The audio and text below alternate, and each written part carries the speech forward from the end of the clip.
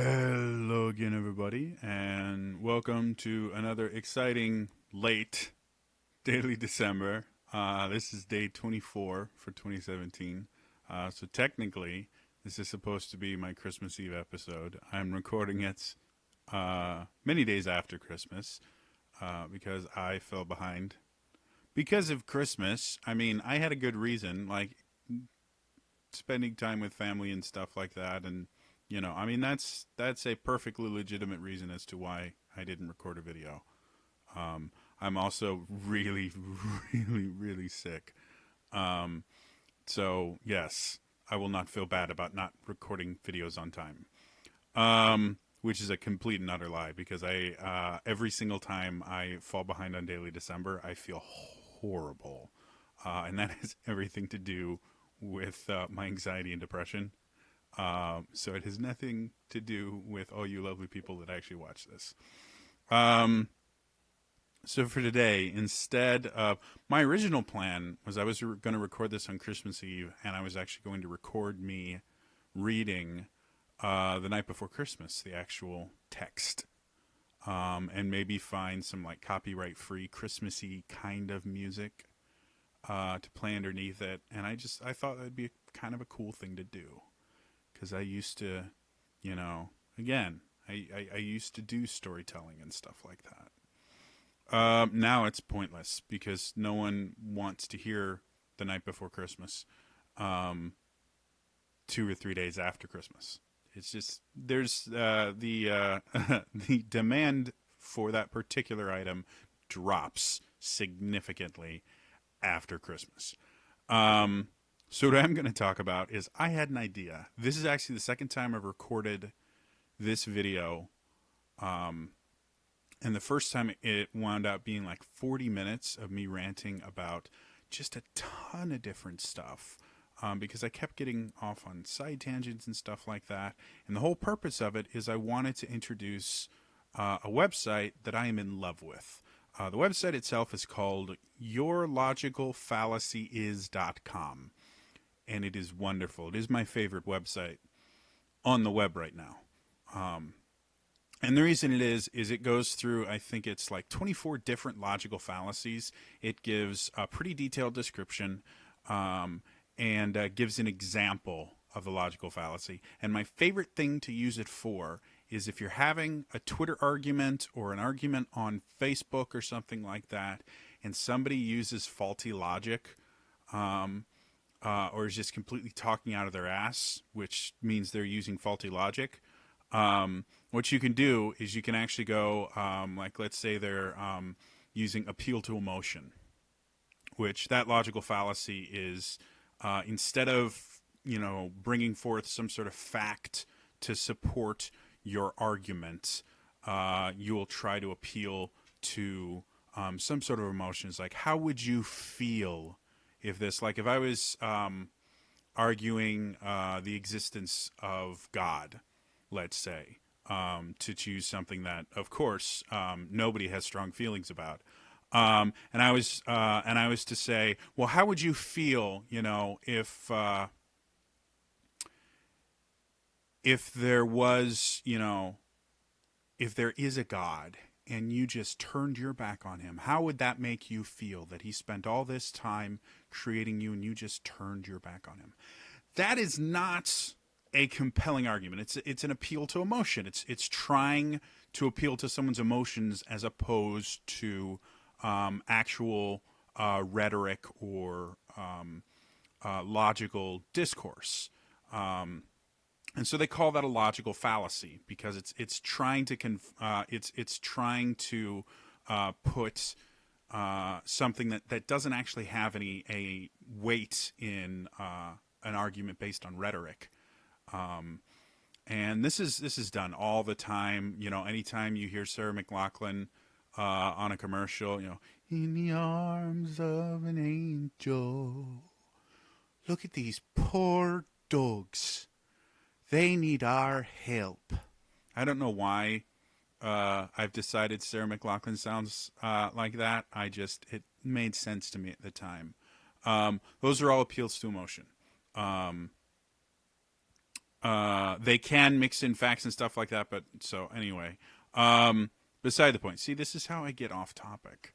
So it has all of these different logical fallacies, examples of them, and then if you link, like if I go yourlogicalfallacyis.com/appeal to emotion, any uh, any website that does preview images will actually the preview image for that page is just a giant banner that says your logical fallacy is appeal to emotion, and it's super super satisfying when someone there's an argument recently that I wanted to do this too, but because Facebook is Facebook, I didn't find out about the argument until like 4 days later, and then it would have just been awkward for me to go, your logical fallacy is, but they were using anecdotal evidence. And so I was just going to respond with, your logical fallacy is anecdotal evidence. And just sit there and I've had conversations with people online where they'll sit there and they'll be like, no, no, no, no, no, no, and I'll answer with your logical fallacy is. And then they'll get mad because like, I'm not using it. I said, no, actually, you by definition, this is the logical fallacy you're using, and therefore that particular point is null and void. It is there is no reason for us to consider that point because it is a logical fallacy. Do you have anything substantial to back up your claims? Do you have anything based in science or fact or even just logic? Well, I'm going to say this. Well, now you're using this logical fallacy. Your logical fallacy is, and it's really fun because it pisses them off. And it's particularly useful in this day and age because most arguments that happen online don't contain a shred of what's called rhetoric, which was basically a logical discourse and the ability to debate. All of that is under the kind of umbrella term of rhetoric. And it used to be something that people studied. It's based on the idea of what's called critical thinking, which is another thing that used to be taught in schools. They don't teach it anymore. Even though critical thinking is an extremely integral part of the scientific method, critical thinking is not taught in school, even when teaching the scientific method. They will teach the scientific method, and they will leave out the critical thinking aspects of it. Because if we actually had more people that understood the idea behind critical thinking and how to critically analyze things, the world would change. Our country would be in a very, very different state than it is right now. And, the arguments of, Russia interfering in election and all that stuff, none of that stuff would have happened because people would have immediately looked at sources and stuff like that and realized that they were fake. And it wouldn't matter if Russia purchased YouTube ads or Facebook ads or stuff like that for fake news or anything like that or anything like that. Like if we had a population that understood and applied critical thinking, we would not have a mainstream media that nobody trusts anymore, because they wouldn't be able to get away and keep getting their newspapers sold and websites clicked on by just spouting off complete garbage that has no place in a newsroom. Nor would anyone tune into late night news. They would sit there and they go, oh, critical thought.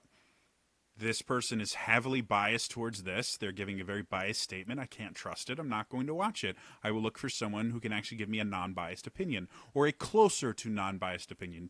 I mean, if you really get into it, you can't actually give a completely unbiased opinion of anything because you will always have an inherent bias, simply because you are an individual and you see things from one perspective. You cannot see things from multiple perspectives simultaneously. We're not built that way.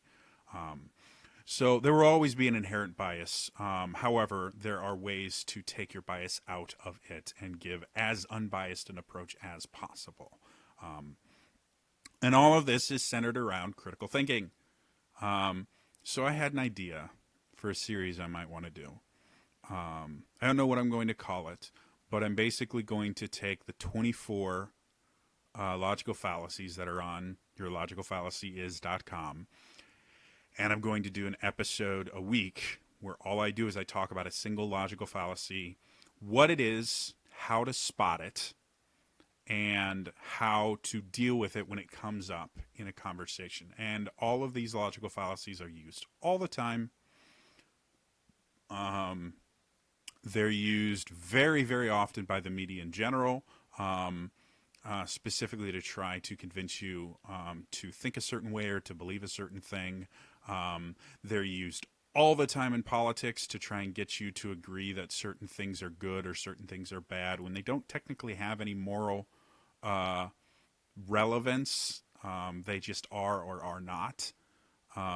Things like that. So that's my idea, is I am going to have a series on critical thinking that focuses entirely on how to spot logical fallacies and defines specific logical fallacies to help people to understand that. Because I really do think if we learned critical thinking in school like we used to,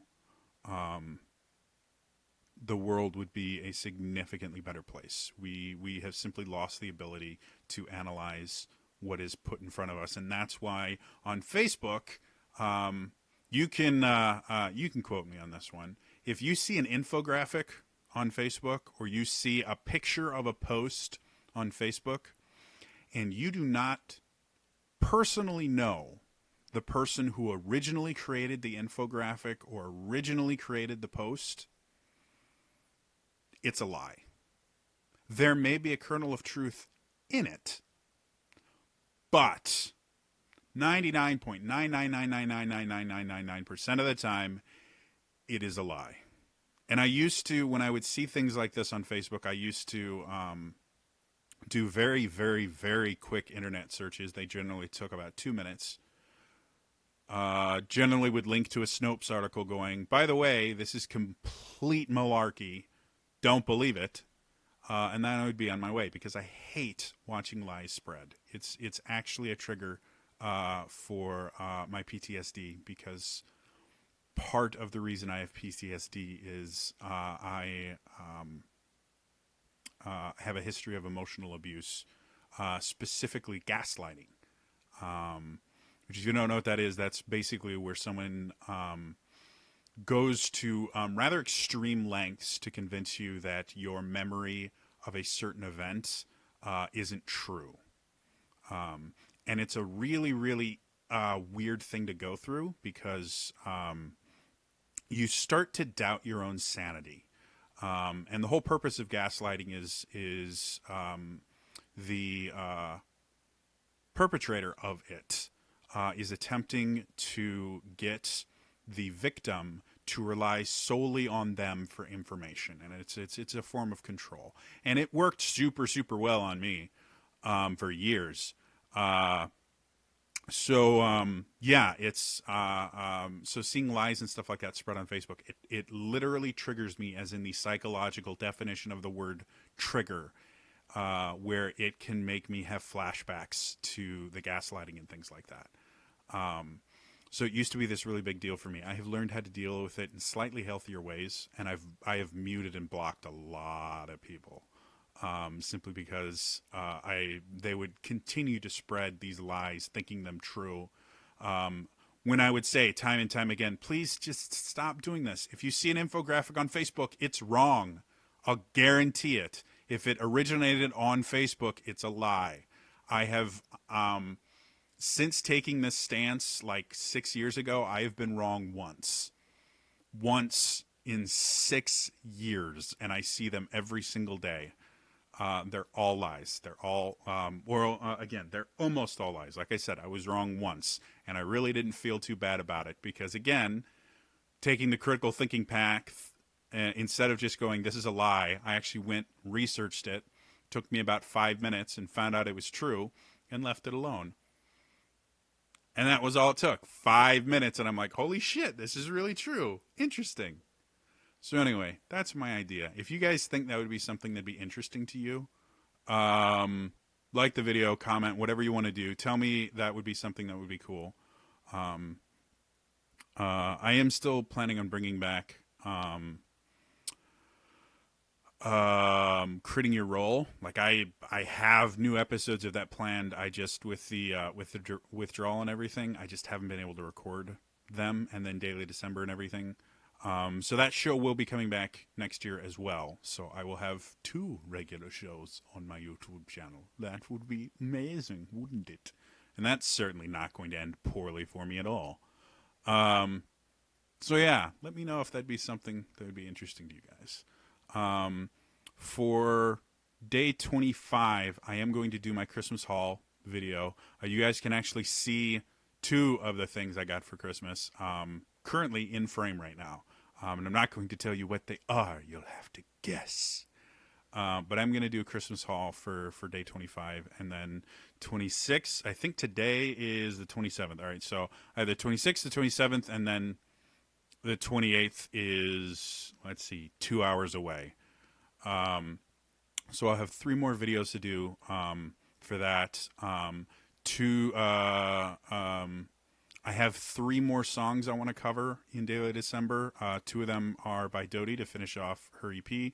And then the third one is a song I've just been working on for like 3 or 4 months now that I want to put out during Daily December. So, yeah, there's only going to be like 2 more Daily Decembers that I have to actually think of something to do, which would be nice.